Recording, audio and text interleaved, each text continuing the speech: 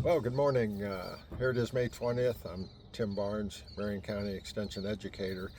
Been out in the cornfields. Obviously, this spring's been kind of interesting on getting things planted as we look at our county and really around the state of Ohio. So I'm pretty fortunate here around home. We have some really excellent farmers, and so spent a little time this morning just digging up some corn plants.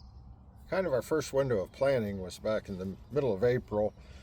Got some plants here that kind of came from that. And then we got a plant here that was planted basically 10 days ago. There was a little window in there where it was dry enough, and this was over along the river underlaid with gravel. So 3 plants here. The 2 on the left were obviously planted in the earlier window, that probably April 15th to 20th range in there. A lot of planting was done, especially north of Marion. As we look at the other parts of the county, probably they were just too wet to accomplish and maybe not get quite started quite as quick. And then compare those for a plant that's just coming up through the ground. It was planted 10 days ago, so a lot of growth can occur in 21 to 25 days. The plant health, the root mass, again, this plant a lot of new root growth, and when we dug them up, that seminal root really did extend down considerably far already. This next plant here, probably not quite the mass of the root, but again, extremely good plant health. And actually, this plant comes from a field population of 38,000. So extremely healthy plants.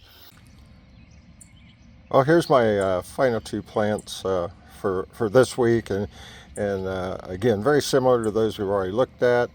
Some differences here as you look, and I want to make sure we remember, you don't count the leaves, you count the collars, and there's 1, and then there's 2. So this is V2, and if you look on this other plant here too, beside me, it's V3. But the roots really, as we dig them up and look at them, the radical root in all these plants has been headed down and looks real strong. So remember, the root system is how the plant absorbs nutrients, basically.